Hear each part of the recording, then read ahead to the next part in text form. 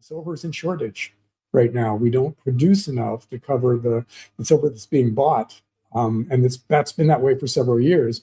And it's only increasing. You've got these new batteries coming online that use more silver than the existing electric car batteries. And today's next generation solar panels use more silver than the last generation. So there are a lot of reasons to expect the silver deficit to grow and to turn into panic buying at some point. And that's the fundamental fact of the silver market. We just don't have enough silver. And there is massive demand for it on the horizon. And historically, that's the kind of thing that leads to big increases in price. So if you stay focused on that and keep dollar cost averaging and using lowball bids to get things as cheaply as possible, then you're okay financially and psychologically, because otherwise these what are going to look like squiggles 2 years from now, but these really massive moves in the moment will drive you crazy. And what you don't want is to be driven insane by your money. Your money should be working for you and should be lessening the stress in your life.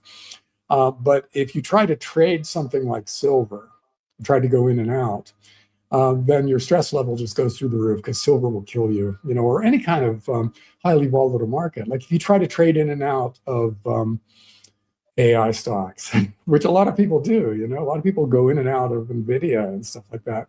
Well, sooner or later, you're going to be driven insane by that, because the stress will just become overwhelming, because you'll be so wrong with so much of your net worth. So just don't do it, add gradually to these sectors and these commodities that have really good long-term prospects. According to John Rubino, gold and silver are still in a long-term uptrend.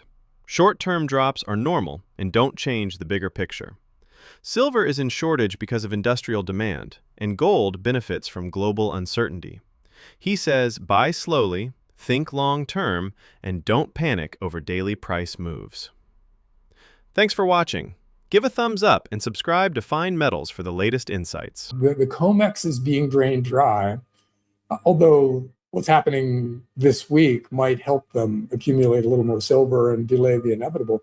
But the time is coming out there when the futures markets, that used to be just places where people gambled without ever expecting to get something as unwieldy as physical metal, as part of the process. Now they're starting to demand physical metal. And that's leading to the possibility of a default. And as you said, if they settle with cash, they'll say that's not a default. They'll say, well, we gave you cash. We gave you the value of the silver. But it will be seen as a default, because if they had the metal, they would hand the metal over.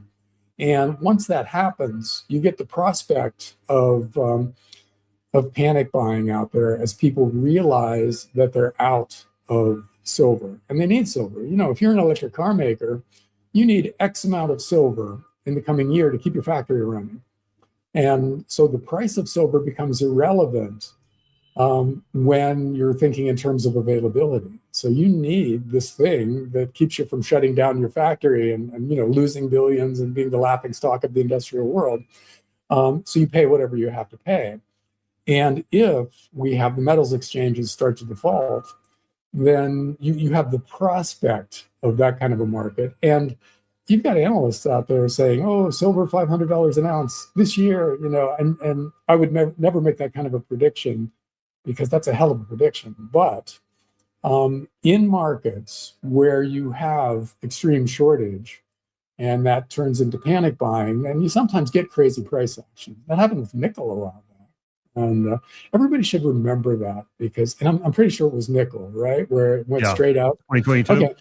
Yeah. And so there were a lot of people out there who had long futures contracts in nickel who were rich on paper. They thought they just did the one trade they had to do in their lifetime because nickel went up so much. And then the exchanges just canceled the contracts.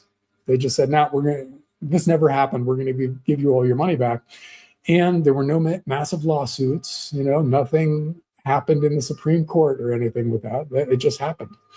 And everybody who was wrong got away with it. So stuff like that, knowing things like that can happen um, means that we should consider that possibility in commodities markets going forward, because there are quite a few commodities markets where there are potential big shortages out there. Copper's one, silver's another, gold, who knows? And there are lots of rare earth elements and things like that trade, but I can't pronounce their names. I have no idea what their fundamentals are, but their fundamentals are probably pretty favorable as we run out of all this stuff. So there's the potential for a lot of action in the futures markets. And, there's no way to know where it starts and what the final result is, but it could be pretty chaotic. A couple of things.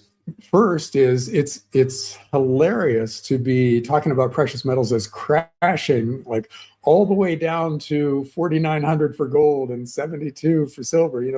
Those would have been paradise prices just a couple of years ago. So it's a measure of how wild the precious metals bull market has been, that it feels almost catastrophic to be at these historically incredibly high prices, just much lower than in the last few months.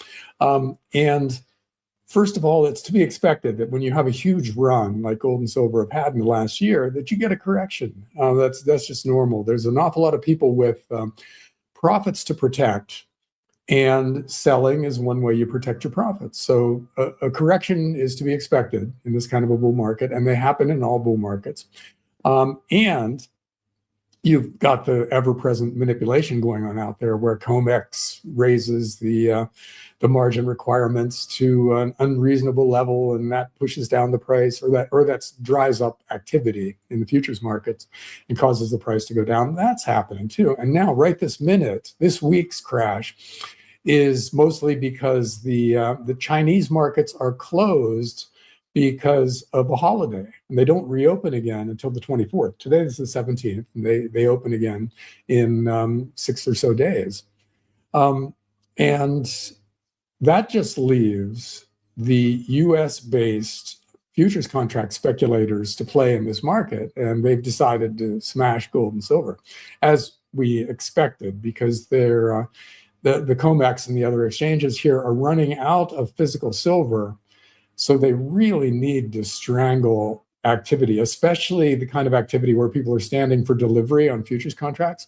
And so this is a chance sent by heaven for them to lower the price of silver to the point where it's not an issue. They're not going to be drained dry in the short run and then have to default. So all of that stuff is going on, and most of it will probably reverse out once the Asian traders come back in, because they're basically buying physical for industrial uses. And the solar panel guys still need the silver they need. The electric car guys still need it. The world's military industrial complexes out there all need silver for their missiles, and so physical is still going to be in demand. The price pressure will probably be to the upside once China comes back online, and we'll probably forget about this week. It'll just be a squiggle in the context of a long-term bull market. There were apparently a lot of short bets on the airlines right before 9/11, and there's stuff like that, both before that and after that, that does make it look like somebody had a lot of inside information. But, if somebody's betting on gold tripling in 1 year, then in effect, they're betting on World War III breaking out, right? Which means they're part in some way of the military industrial complex, or somebody, some general somewhere is funneling some money to his brother-in-law, who called up somebody in China that he knows and said, hey, do this, we'll reimburse you and everything. And that's terrible. We do not want gold to go to 8,000 or what was it you said? Gold would triple, right? So we don't want gold to triple in 1 year, because that means something horrible happened. There's no good thing out there that will make gold triple, unless it's somebody, some big government declaring that they're on a gold standard with gold at 3 times today's price. But no government's going to do that unless they're in crisis. Because going back to the gold standard takes away the power to create money out of thin air for governments, and they're not going to give that up unless it's the least bad option on a list of really horrendous options. And we're not there yet. We still have options for governments going forward that don't involve them setting up a gold standard and giving up the power to create money out of thin air, and so they're not going to do it yet. So if they're not going to do it, if it's not a government setting up a new gold standard, then it's World War III, and a horrible start to World War III. It's somebody nuking somebody, and the whole world deciding on which side they're going to be on in the coming fight, something like that. So let's hope this guy's wrong, or at least that he's wrong in terms of magnitude. It's fine if he's right directionally and gold goes up by 50% in the next year. That would be a huge move and would imply some bad stuff, but not catastrophic, horrendous bad stuff necessarily. So, we can hope he's right to a point, but actually he would still lose all this money because he's betting on a tripling, right? So, we absolutely categorically hope he loses. Because remember, it may not be in the government's interest to have the COMEX default, because the government is now trying to stock a critical metals fund, not a fund, what is it? Reserve, critical metals reserve.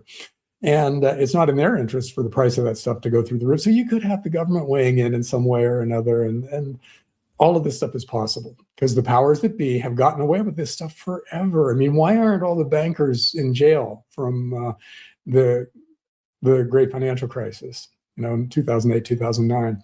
They're not. They collected all-time high amounts of money after the banking system almost collapsed, but they paid themselves out record bonuses, and they got away with everything. There's like one guy who went to prison for the financial crimes committed back then. And like you said, they saved the nickel market when it didn't deserve to be saved.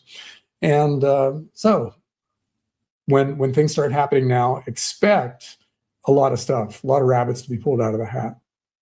And we can't know what they'll be. We can't know who will do it or anything. That's why we shouldn't be involved in those markets, because you just have no idea how this is going to play out. But you do know in the long run that we're running out of silver, copper, gold, things like that. And that going increasingly long those things in relatively safe instruments will probably work out really nicely for you. So the crazy stuff should never be anything that an individual investor gets involved in. But I think the direction and the likely details of the crazy stuff that's coming will be good for gold, silver, copper, and a lot of other commodities going forward. We can't know the timing. We can't know exactly what happens in any given week, but these shortages are real, and the fundamentals that flow from that are bullish. So, own the good ETFs, own the big miners, own physical, and you'll do just fine over the next decade. And do not let this stuff with the COMEX and Shanghai and everything obsess you and keep you up at night, because, your sleep and your health is really what this is all about. That's what you're going to buy with the money that you make over time. So you should never let your investing life deprive you of your sleep and in that way of your health.